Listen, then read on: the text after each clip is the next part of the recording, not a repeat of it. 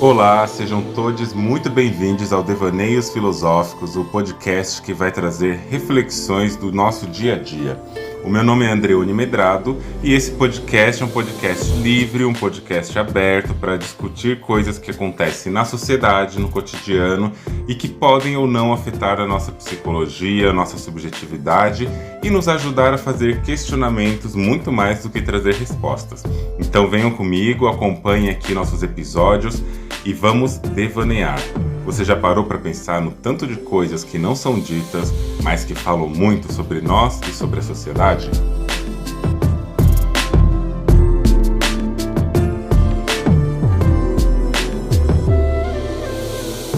Mar calmo nunca fez bom marinheiro. Você já ouviu alguma vez uma frase nesse sentido? Em que as pessoas romantizam essa noção de que para você ser um bom marinheiro, uma boa marinheira, bom marinheire, seja lá como for, o mar tem que ser um mar bravo, aquele mar que vai te colocar num lugar de dificuldades, de adversidades, ondas gigantescas, caudalosas, com muitas tormentas, com muita ventania, muita tempestade, e que se você está diante desse lugar, desse ambiente totalmente tenebroso, caótico, totalmente instável, é aí que você vai conseguir, então, desenvolver suas melhores habilidades. Você vai ser uma pessoa que vai conseguir lidar com os problemas de um jeito potencial, incrível, perfeito. Por quê? Porque você foi criado nesse lugar de caos, nesse lugar do caótico, nesse lugar da dificuldade, do problema. Muitas pessoas, hoje em dia, principalmente, com essa efervescência do coach, e não que coach nasceu agora no nosso século, Coach já é uma coisa antiga. Essas pessoas do tipo religiosas, super religiosas, fundamentalistas, ou então pessoas que são gurus, principalmente no estilo mais moderninho de agora, pessoas que têm fórmulas mágicas para tudo. Essas pessoas costumam dizer coisas desse tipo, Costumam trazer o otimismo exagerado que vai se transformando numa positividade tóxica e costumam trazer essa coisa de uma autoajuda para que essa autoajuda te coloque num lugar que tem quase que um objetivo muito bem delimitado, que é fazer você transitar pelo caos e acreditar que o caos realmente é aquilo que você precisa, que o caos é o normal, que é aquilo onde você está vivendo, aquele contexto, aquela situação que muitas vezes é difícil e é cheia de problemas, aquilo é normal e que você vai conseguir dar a volta por cima, sacudir a poeira, dar a volta por cima e passar por todo esse processo.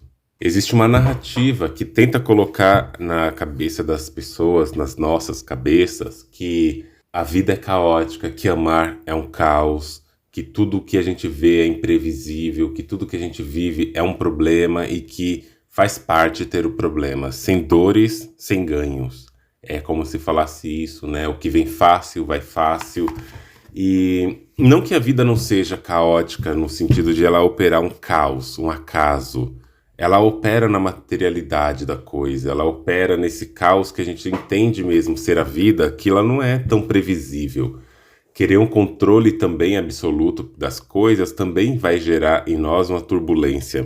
Mas isso também não quer dizer que nós precisemos construir todos os nossos sentimentos, as nossas buscas e desejos, idealizações a partir do caos. Porque isso tem alguns riscos para a nossa subjetividade, que a gente vai conversar um pouco aqui hoje, e que a gente percebe que nessa narrativa neoliberal, onde o sujeito, onde a pessoa ela é a dona de tudo que acontece na vida dela, onde tudo que roda, tudo que orbita a sua vida, a sua construção subjetiva, de imagem, profissional, seja lá o que for, ela vai ter que circular nesse lugar que a dificuldade, o sacrifício, produz uma necessidade de ser contornada. Então, o indivíduo neoliberal, a pessoa neoliberal, que está inserida nesse contexto, do neoliberalismo, é uma pessoa que acaba acreditando mesmo que tudo aquilo que ela precisa na vida dela, ela tem que dar conta sozinha.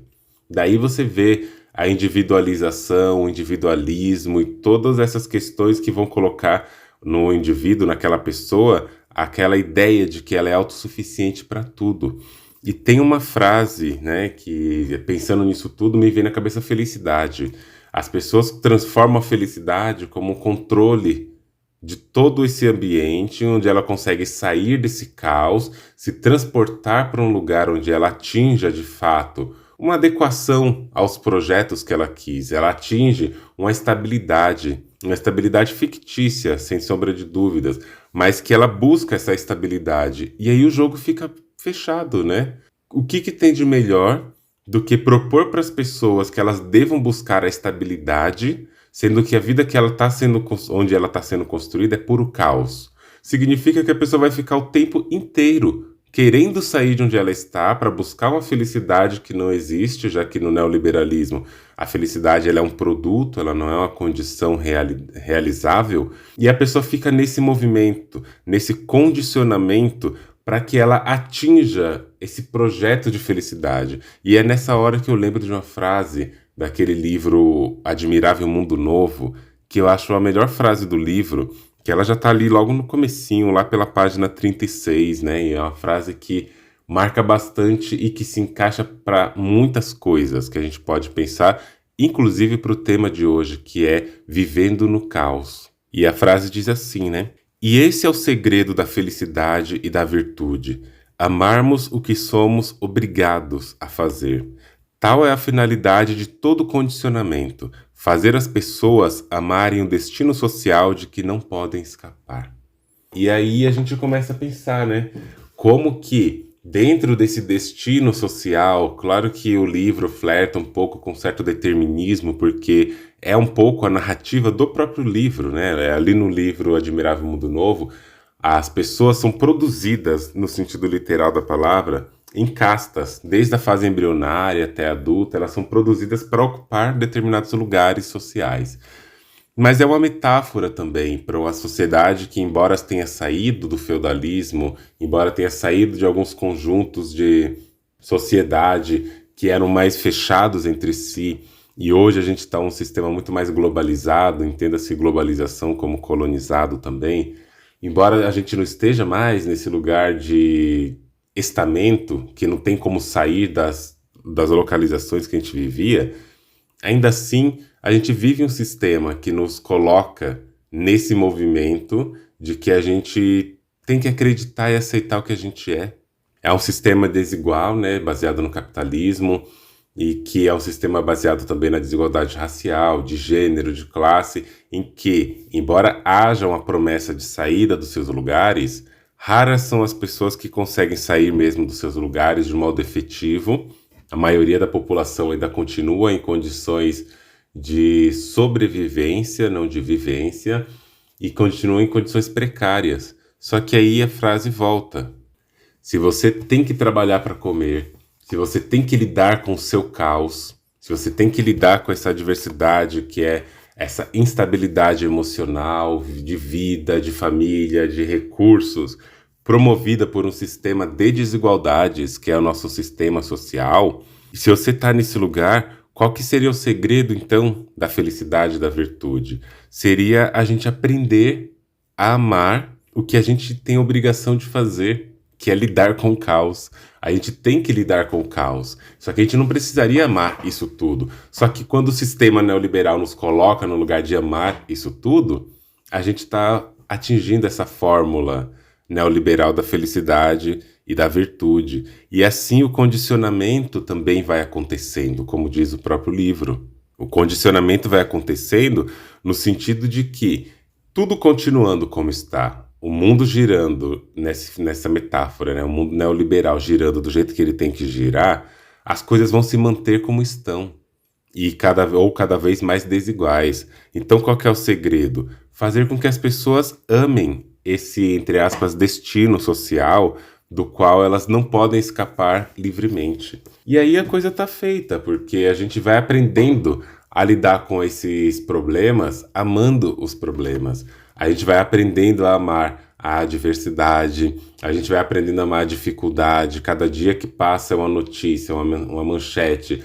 Fulane estudou 14 horas para passar no vestibular e foi aprovado em 4 faculdades. Não sei quem catava lixo na rua, encontrou um papel, encontrou livro, estudou para o concurso e passou no concurso. Tal pessoa que ganhou a vida como imigrante, que fugiu do seu país e hoje é dona da maior empresa de não sei o quê. E assim a gente vai vendo pequenos exemplos que vão mostrando o quanto essas pessoas conseguiram romper essa bolha, o quanto as pessoas conseguiram, diante de toda uma adversidade, todo um caos, todo um mar bravo, fazer coisas inimagináveis para aquela condição que ela estava. Só que eu penso que, em vez disso mostrar o potencial humano, essa diferença, em vez de mostrar o potencial do ser humano, ela está denunciando a desigualdade.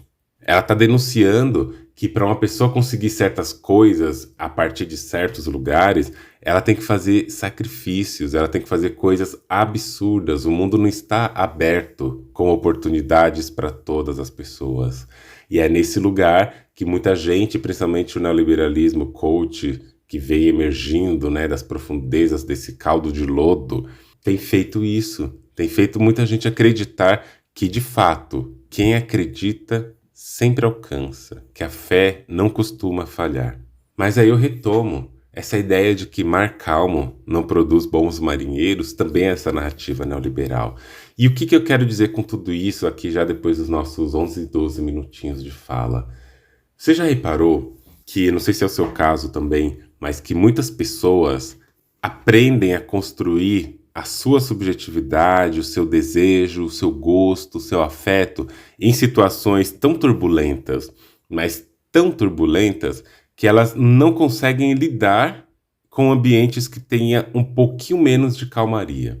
E cada pessoa se constrói num certo lugar, e eu não estou dizendo que a pessoa está certa ou errada, eu estou mostrando que é um mecanismo que a gente vai construindo de aprendizagem mesmo. A gente vive, por exemplo, se quiser um exemplo sobre família, que é o que mais mostra isso de um modo muito prático, uma pessoa que cresceu ali numa família caótica, uma família onde sempre está havendo uma briga, sempre está havendo uma discussão, sempre está havendo um endividamento, uma ameaça de despejo, por várias razões, né?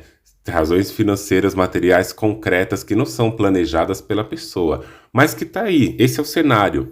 A família sempre tem uma estabilidade de finanças, de dinheiro, de emprego, não tem comida o tempo todo, ou seja, tem uma escassez de recursos. O afeto que circula naquela família é um afeto muito intermitente, um afeto às vezes até escasso, onde a pessoa não tem um acesso a um carinho, um acesso a uma demonstração de amor verbal, uma demonstração de amor de toque física, de abraço, de acolhimento, de pergunta, de expressão da própria emoção. A pessoa não tem aquele lugar onde pode contar com alguém, não tem alguém com quem desabafar sua vivência. Ela está conversando com as coisas, com a vida, mas ela não consegue materializar aquilo porque ninguém ao seu redor acolhe. E não é que essa pessoa é excluída. É que nesse exemplo, toda essa família é assim, cada pessoa é entre si. E se de repente, por alguma razão, aquela situação caótica tem uma leve amenizada, as coisas ficaram um silêncio, mais tranquilinhas, algo entra de novo ali. Algo acontece, algum componente de distúrbio entra e se percebe que tem um distúrbio naquela relação. Acontece que vai ter uma desestabilização de novo, e aquele caos começa, e naquele caos as pessoas se movimentam, começam a fazer coisas, e vão vivendo assim durante toda a vida. E aqui eu tô falando de um exemplo mais suave, entre aspas, mas você pode inserir nesse exemplo componentes como violência. Violência física, que acontece infelizmente muito. Você pode inserir violência verbal, agressão, humilhação. Você pode inserir invalidação, desvalorização da pessoa. Sabe aquela família, aquele ambiente, aquele lugar em que você cresce e você não consegue nunca receber um elogio? Você faz uma coisa super legal, você organiza um espaço super bonitinho, aí vem a pessoa para quem você fez isso e ela chega em você e começa a apontar só os defeitos daquilo que está acontecendo. Ela começa a apontar só as dificuldades daquilo que está rondando aquela cena. E você cresce nesse ambiente que é um ambiente caótico, é tudo muito bagunçado.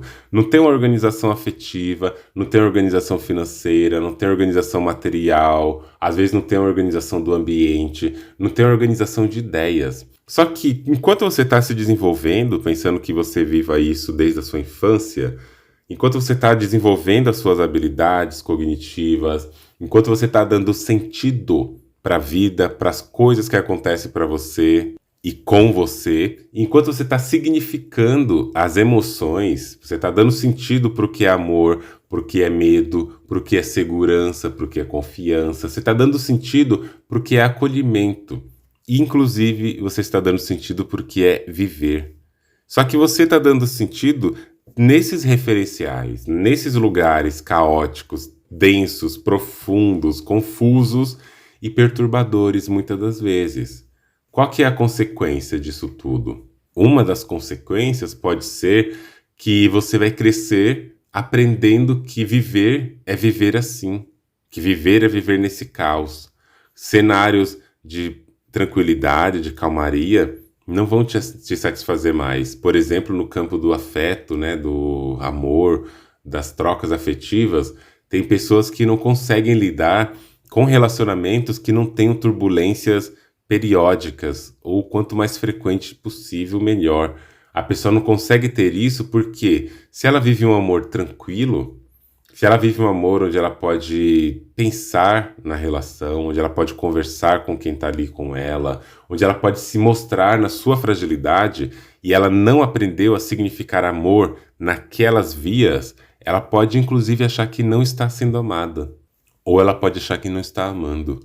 Tem um documentário que eu sempre falo dele, que é o Human, tem no YouTube, tudo bonitinho.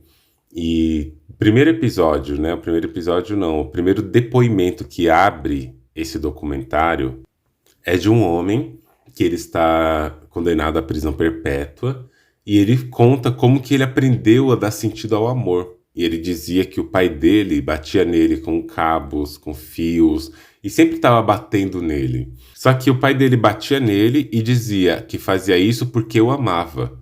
Que batia, mas batia por amor.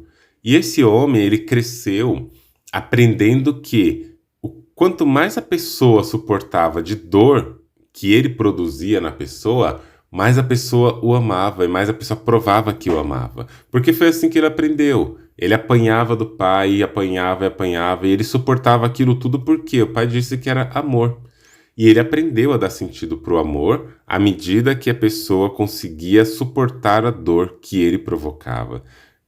A consequência disso é que ele foi preso e lá na prisão ele começou a entender o que não era amor. Lá na prisão ele começou a entender o que poderia ser amor, mas pelo caminho contrário. Sabe quando a gente aprende uma coisa a partir daquilo que não deveria fazer? Ele aprendeu lá do modo mais cruel. E teve uma pessoa que foi a pessoa que mais ensinou ele o que era amor. Essa pessoa ensinou ele o que era amor porque era uma pessoa que visitava ele e é uma pessoa que, segundo ele conta, é a pessoa que tinha mais motivos para odiar ele, para tratar ele da pior maneira possível, porque essa pessoa era a mãe das duas vítimas, era mãe e vó. Ele matou uma mãe e uma filha. E essa mãe dessa mãe e filha, essa pessoa foi quem ensinou ele a amar, foi quem ensinou ele a ter cuidado, e ali ele aprendeu. Mas ele fala que já é tarde, porque agora ele está na cadeia, né, prisão perpétua. E é aí que a gente percebe como que no desenvolvimento que nós temos, na nossa maneira de dar sentido para as coisas, primeiro, a gente pode sim atribuir significados afetivos, emocionais para as situações que a gente vive, independentemente de como elas são produzidas, porque nós vamos dar sentido para isso. E segundo, esses sentidos, por mais que eles sejam fortes, intensos, e eles nos coloquem no lugar mesmo de movimentação, no sentido do que a gente aprendeu, eles podem ser desaprendidos. Às vezes num modo muito complicado, muito cruel, muito triste, mas eles podem ser desaprendidos também. E o caos que a gente aprende a viver, inclusive no modo como a gente constrói relação e relacionamento, também passa por aí. E como a gente viu nesse exemplo, né, mas também passa em outros campos, em que as pessoas, de tanto que essa interiorização, essa internalização e esse aprendizado quase que social de que o sofrimento produz o merecimento, faz a gente construir afetos e relações baseadas também em atos megalomaníacos de caos. Essa própria ideia cristã, a própria ideia bíblica, né, do cristianismo, onde por amor aos seus, Deus enviou seu único filho, e esse único filho foi torturado, foi massacrado, crucificado, da pior maneira para aquela época. O pior modo de punir uma pessoa naquela época era essa tortura, e lá foi colocado aquele homem chamado de Jesus, segundo essa narrativa mitológica, né, do cristianismo. Esse homem Jesus, ele é colocado e pendurado numa cruz, e ele morre ali. Só que essa morte, todo esse cenário, esse ritual que ele passa, desde uma perseguição até ser pendurado e até morrer, isso é para provar o quanto ele ama as pessoas, para redimir os pecados, segundo a mitologia bíblica. E é nessa lógica que muitas pessoas aprendem a amor, aprendem a amar, aprendem a sentir que são amadas. A pessoa precisa o tempo todo estar provando, estar mostrando, olha, eu sou isso mesmo, eu te amo sim, olha como eu sou aquela pessoa que faz o sacrifício. Só que aí vem uma violência. Aí vem uma turbulência, aí vem um caos, vem um episódio assim tão doloroso, e você pensando em desistir, quase abrindo mão daquela situação, você vai mais um pouco, e a pessoa te dá todo o afeto, te dá toda uma apaziguada, te coloca assim quase que um love bombing, né? Um excesso de demonstração afetiva para tentar fazer aquela montanha-russa virar. Na hora que a montanha-russa vira e você tá naquela parte tranquila, aí ela sobe de novo e volta ao caos. E é esse processo de intermitência também vai construindo nas pessoas um padrão de amar, um padrão de se sentir desejado. Porque se não for assim, segundo algumas pessoas, cai na mesmice. É um casamento muito morno, é uma relação muito morna, não tem aventura, não tem nada demais, é sempre igual. Vejo muitos psicanalistas falando nessa lógica, né, dos relacionamentos, que precisa colocar algum componente de novidade, precisa colocar algum componente que mude um pouco aquela situação de monotonia, porque tá muito fraco desse jeito, tem que melhorar, apimentar a relação. E eu me pergunto quanto disso realmente é porque tá faltando algo para tornar a relação mais interessante, ou quanto disso também é o que as pessoas aprenderam de que é uma relação. Uma relação que é tranquila, estável e duradoura, ela é colocada nesse lugar de mesmice. Não é porque a relação às vezes é uma relação de mesmice. Pode ser que seja, eu não estou questionando isso. Mas eu ainda questiono se essa mesmice ela é uma mesmice porque é uma coisa que se repete do mesmo jeito tranquilamente, ou se é algo que se repete do mesmo jeito produzindo prejuízos. E aí você pode desdobrar para vários lugares.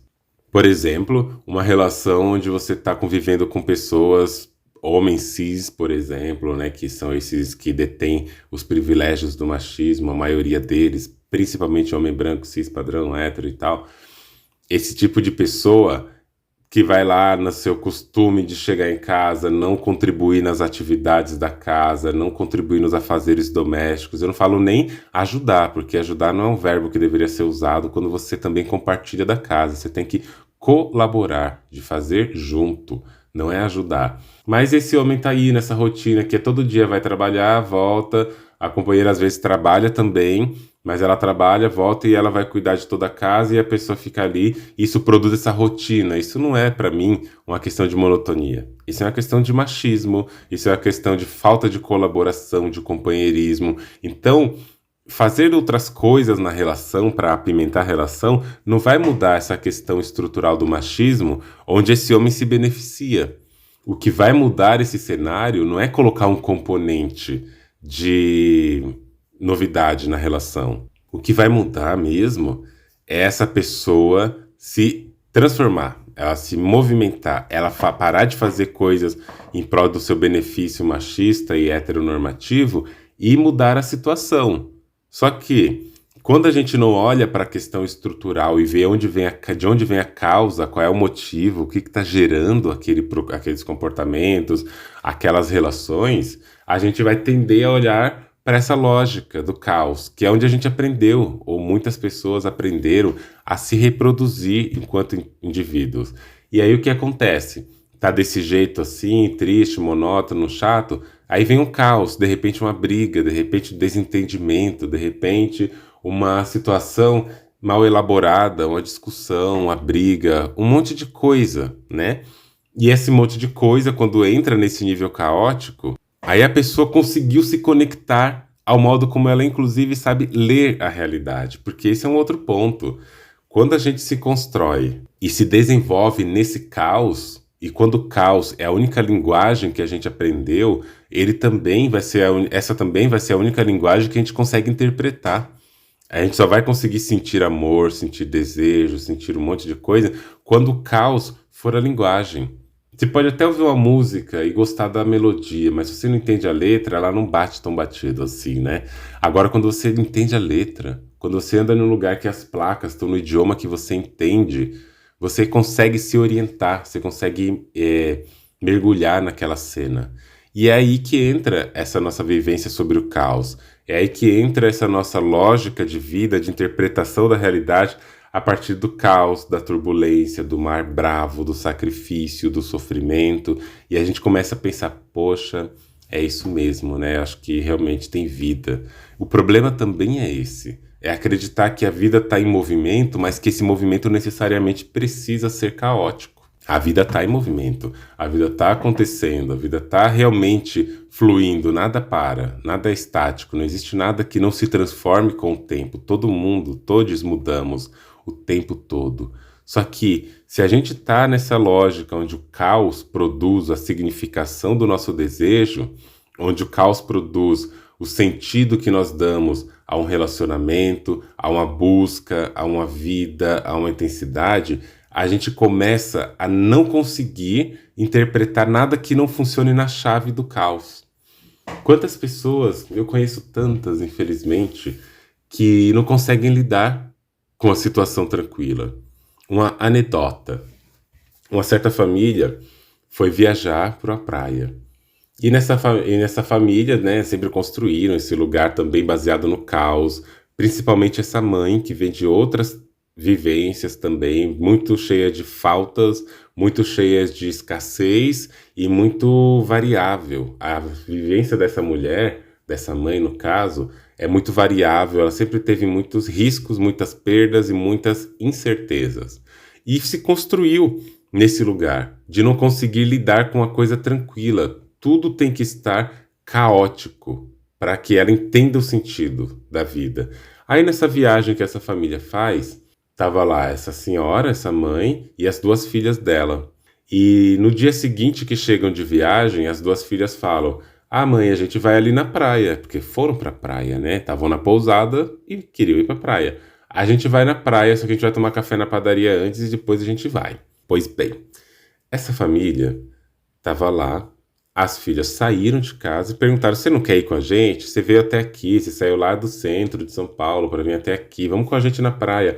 "Ah, eu não vou, eu não acordei bem, eu não tô legal, eu não tô me sentindo bem para fazer isso agora." Só que a família conhece, né? As filhas conhecem essa mãe e sabe que ela tava bem, sabe que ela acordou bem, que ela tava tranquila, que não tinha nenhum empecilho no ambiente, tava tudo tranquilíssimo naquele ambiente, tava tudo funcionando bem, a viagem foi boa, a noite de sono foi boa, tudo foi ótimo. Só que no dia seguinte a mãe acordou falando que não tava bem, que não queria ir. Porque tava tudo muito fácil, era só sair da casa, pegar um Uber e ir pra praia.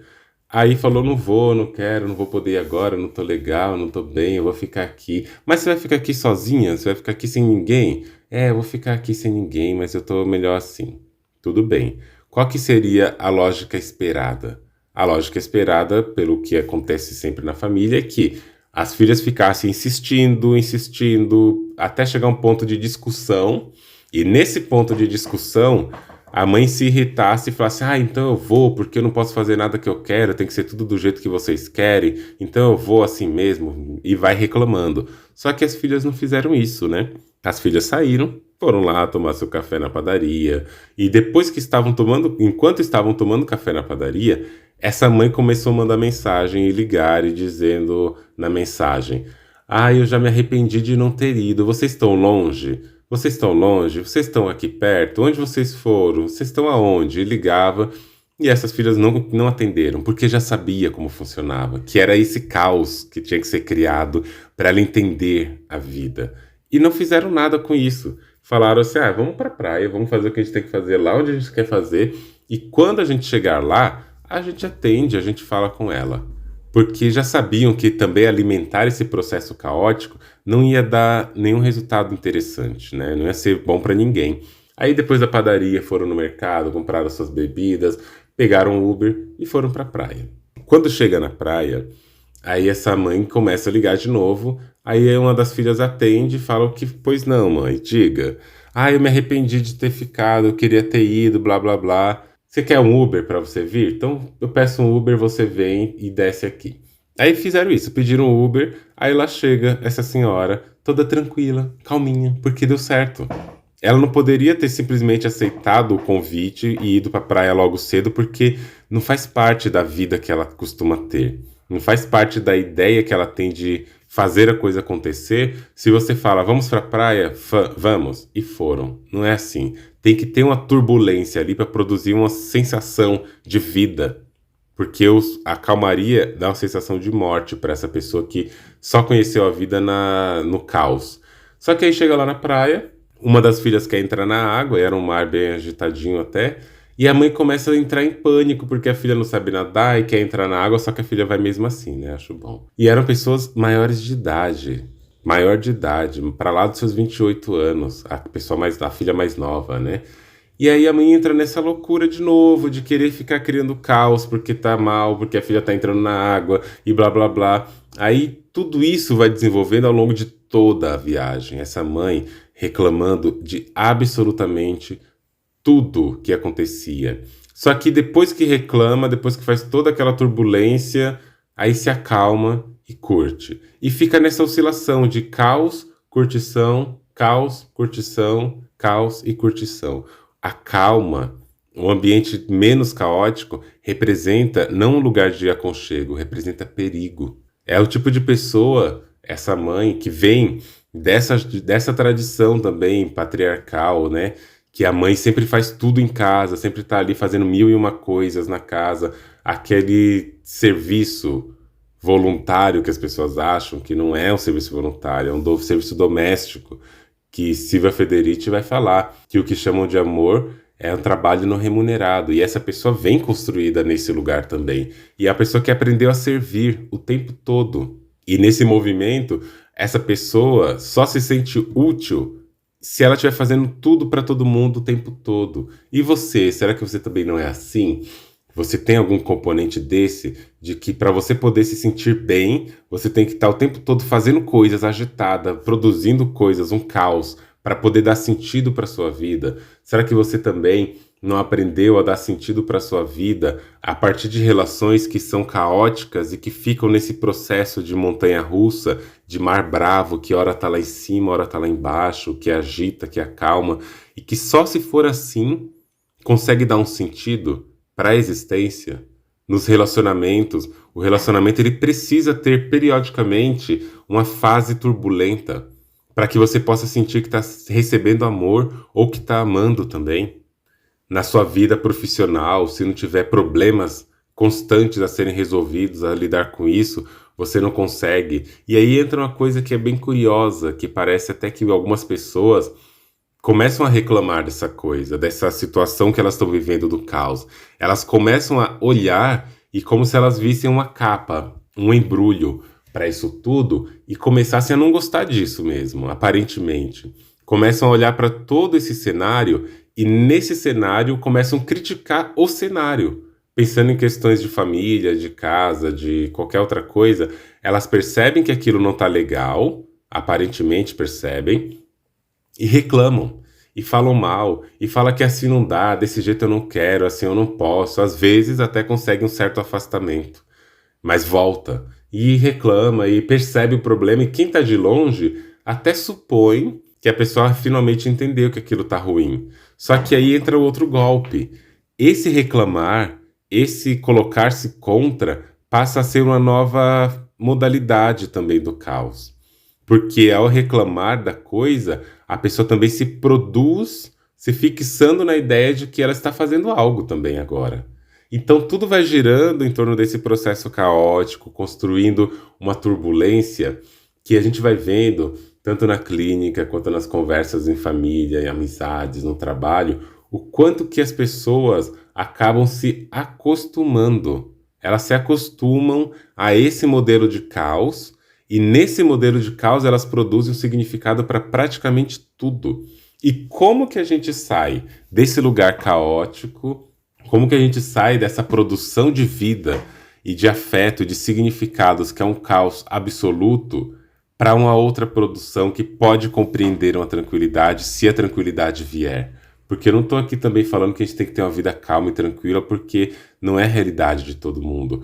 Mas o que a gente precisaria pensar, eu sugeriria, né, que a gente pensasse era não necessariamente de ter que perseguir uma vida calma o tempo todo e que isso tem que acontecer, porque às vezes não dá mesmo. Mas o que é importante é não nos acostumar.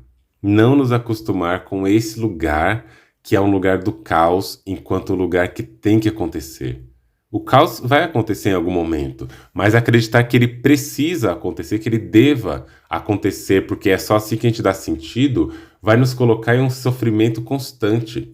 Porque o caos, ele é a instabilidade. O caos, ele é o imprevisível, ele é o angustiante, ele é o que vai nos dar anestesia, ele vai nos dar ansiedade. E quando isso acontece, a gente entra num modo de busca por anestesias, a gente entra num modo de busca por poder estabilizar a situação de um modo quase que obrigatório. E a gente pode ir para as drogas, alguns tipos, pode ir para bebida, e não no sentido moralizante, no sentido apenas de que é isso que nos dá uma certa tranquilidade de um lado, mas que também pode produzir um caos do outro. E aí tem toda uma questão mais subjetiva, que pode ser inclusive inconsciente. E nesse processo inconsciente de construção do nosso desejo, da nossa subjetivação e de tudo que a gente consegue compreender do mundo, o caos entra como aquilo que vai falar: pode passar, tá certo. Opa, tá tranquilo, é isso mesmo, precisa do caos. E a gente reclama tanto, né? Fala assim, se você tiver, pega a frase de Nina Simone, né? Quando Nina Simone falava que se você estiver na mesa e o amor não for servido, levante-se. Mas a pergunta é, e se você estiver na mesa e o amor for servido, você consegue lidar com isso? Se você estiver numa mesa e a empatia, o cuidado, o carinho, o afeto calmo e tranquilo for servido, você consegue ficar? Porque a gente quer muito isso, mas se chegar, a gente consegue dar conta?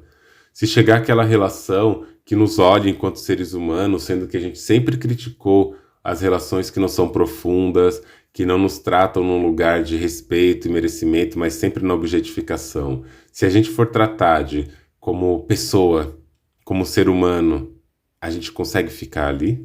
É isso que a gente precisa pensar. O que tem movimentado a nossa construção subjetiva? É só depois que a gente souber disso, é só depois que a gente compreender o que nos coloca num lugar de afeto, o que nos coloca num lugar de carinho, de amor, de acolhimento, e o que a gente está chamando disso. Aí a gente vai conseguir entender como mudar, como pensar nossa maneira de estar no mundo, estar com as pessoas. Porque a grande coisa, que eu acho que isso às vezes é um pouco difícil de muita gente entender, é que o que uma pessoa chama de amor, não necessariamente a outra chama. O que uma pessoa chama de acolhimento, de calma, de desejo, de amor, de afeto, de tranquilidade, não é o mesmo que a outra pessoa chama.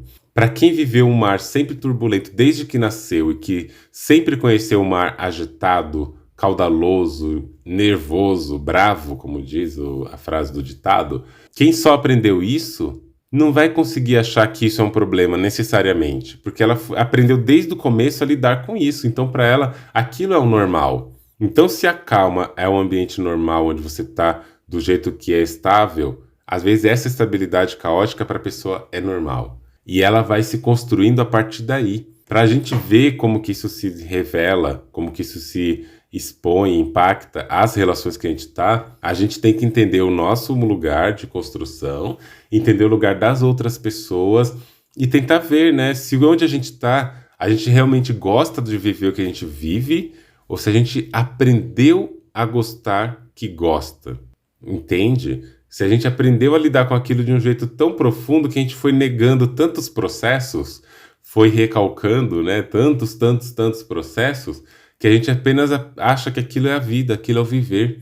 E quando vem um amor tranquilo, esse amor chega a nos ameaçar. Quando a gente está numa situação onde não tem turbulência, onde a coisa só pode acontecer e vai acontecendo com tranquilidade, encadeamento, a gente acha que está errado, porque a gente não interpreta a realidade daquele lugar. Então a gente vai lá e põe o componente do caos, a gente cria uma desavença, e não necessariamente isso é consciente. Para alguns casos pode até ser, pode até entrar num lugar de abstinência quando esse caos é tirado, porque a pessoa se sente totalmente insegura, desprotegida, porque ela aprendeu a se proteger pelo caos também.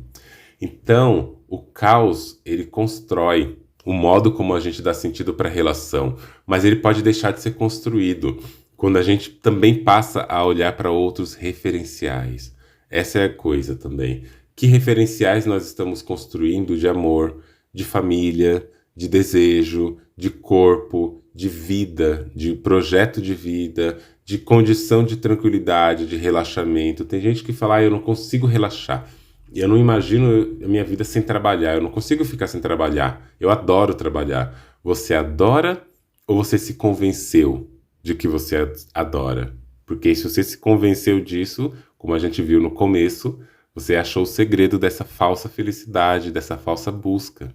E falando dessa busca fictícia da felicidade, de novo ali no livro Admirável Mundo Novo, já lá na página 265, 266, vai ser dito que a felicidade real sempre parece bastante sórdida em comparação com as supercompensações do sofrimento. E, por certo, a estabilidade não é nem de longe tão espetacular como a instabilidade. E o fato de estar satisfeito nada tem de fascinação de uma boa luta contra a desgraça, nada do pitoresco de um combate contra a tentação ou de uma derrota fatal sobre os golpes da paixão ou da dúvida. A felicidade nunca é grandiosa. E a gente está buscando essa construção de uma felicidade, querendo sair desse caos, que é o caos que nos dá sentido para a vida.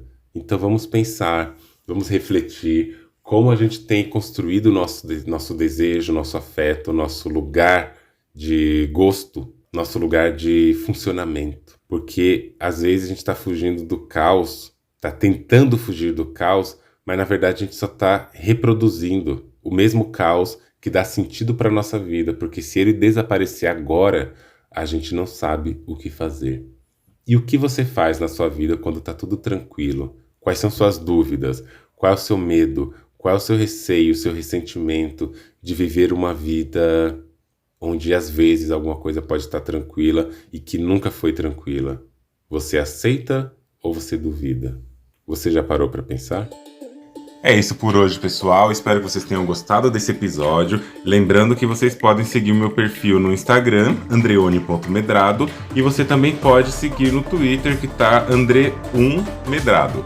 Vocês também podem enviar seus depoimentos, reflexões, críticas e sugestões no link que eu vou deixar aqui na bio, na descrição de cada episódio, de um formulário. Espero por vocês nos próximos episódios. E já não esquece, compartilhe esse podcast com alguém que você conhece, avalie esse podcast ali, porque isso nos ajuda a alcançar mais pessoas e ajuda também na nossa produção de conteúdo.